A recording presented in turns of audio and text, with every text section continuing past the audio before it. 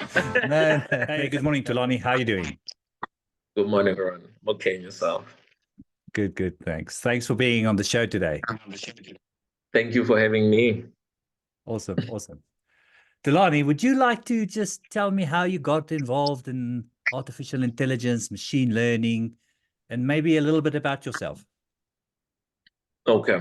So, um, it all started at college when I was studying IT, right? And as we know, IT is a very broad place to be in, right? There's Yes, many yes. things. But what was interesting to me more was the programming side of things, right? Which then led to also falling in love with problems so we can come up with solutions. All right. Nice, nice. So throughout the journey growing up, of course, met the co-founder of Blazegard, right? We were in the same class, by the way, right?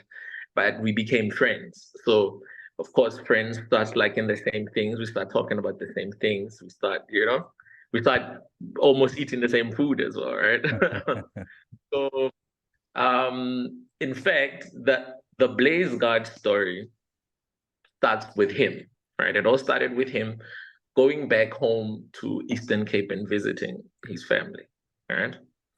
Um, and then there was a neighbor, back opposite to be correct, that their house caught fire, right? And which happened was there, at his house, and he was able to witness it happen. And he went out to go try help and obviously asked the questions of, did you guys call emergency services? And Yes. luckily enough, nobody got hurt, but the house was burned down to flames. The house was gone. And he asked the correct questions of like, what happened? Did you call emergency services? And everybody was like, yeah, we called emergency services. And emergency services arrived late, right, while the place was already gone. And he also got to find out why were they late, and it was a thing of they got lost in terms of location. So it's like a whole village, rural area thing happening there. So pinpointing location is a little bit difficult. I don't know how it works in those places, right? So he came back. Us being friends, he comes and he tells me the story. He visits me, tells me about his trip back home. He tells me the story. While he tells me what happened, that's when us being the solutions people, all right, I'd like, we then start saying, how about we come up with a solution so that thing does not happen again, right? Yes, yes, yes. That was the rough foundation, and then we started building up from that. Then we had to go back and do some research and development, right? Yes, So yes, yes. how many cases are we getting in the area that you're from, and how many cases are we getting in Joburg where we stay? How many, it ended up us finding out that it's happening almost everywhere in the world, even though there's like things in place like those in buildings, those hoses, right? And those fire detectors, but Yes, yes. buildings, Smoke detectors. your smoke detectors to be exactly it, and buildings still go up in flames, right? Which to an extent you would think these things would help, all right? So that was the start of it, and at the beginning, it needed a whole lot of because we hadn't dwelled into AI and machine learning, right? It required a whole lot of direction. So the first we designed an app, all right?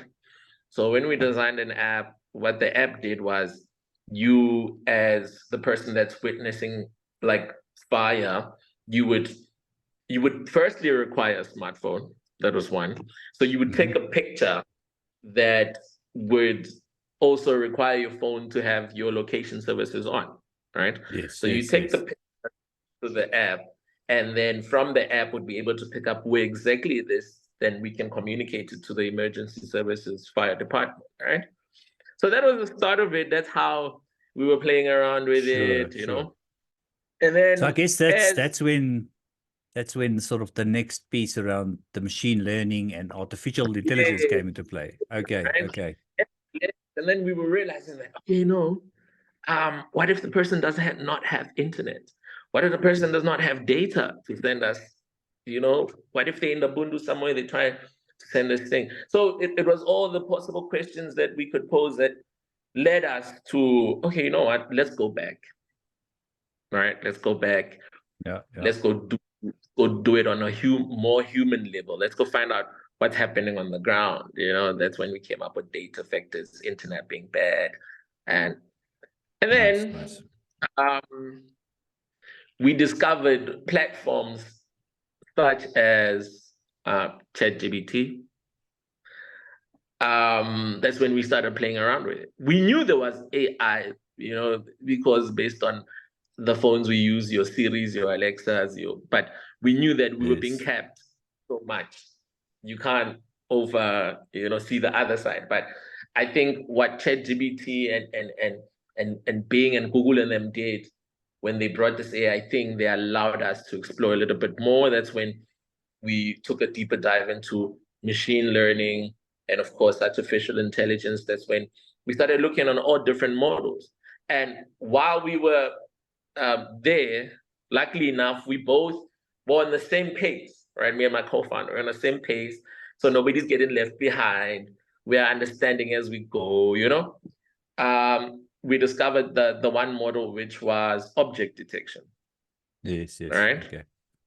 Which then we were like, hold on. Could this be it? This could possibly solve our many never-ending problems that we've discovered on this thing, right? Yes. And so the object detection model, camera, right? We put a surveillance camera in your room of your choice as a client, right? Or the whole house, right? And then what the software does, we link the software to the cam, which is Blazegard, right? So the surveillance, the feed we get from the cam, we are able to predict, right, and detect potential fire, smoke, any dangers, right? Nice. Real time.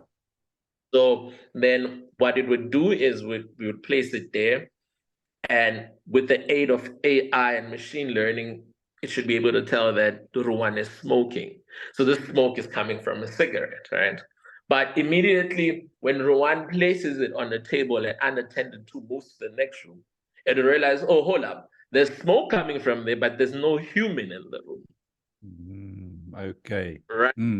So then it will then notify. So we put something in place whereby you can basically choose the chat platform of your choice, like WhatsApp. But normally we would love it if you used our own app, our in-app thing. Then you get a notification with a picture coming from the surveillance, right, from the feed. Then we'll send you with alert you. There's potential something going on there. Do you want to have a look at it? You get the picture and you get a little message from us. And then first it'll start with a text, right? Picture where you can see your living room and where this thing is coming from. For now, it's still pictures, but we want to be able to at least as well do videos as well, right? So then you can see what's really going on. I mean, especially now with in South Africa, we are going through so much load shedding, right? So people would leave the candle lights on. They would doze off this little, and they didn't put it in the can. There's so many scenarios we've went through and we've seen, with how fire starts, right? So with the whole thing, with the object detection, the beauty of it with AI, like with machine learning, even if you're in a restaurant, it's able to tell that you're cooking, right? But once stove is unattended, when there's no human on the stove, then it's a different story. It's a red flag, yeah. Okay, so red flag. So you're using machine learning, artificial intelligence, and this object detection capability to identify possible risks. And then Yes. through your messaging, it's almost like the human in the loop. You're telling somebody, well, we spotted something that looks like a risk. Now it's up to you to decide what to do if it's really an emergency. Yeah, Yes. that's So, yes, that's how it works. I don't know if maybe you're gonna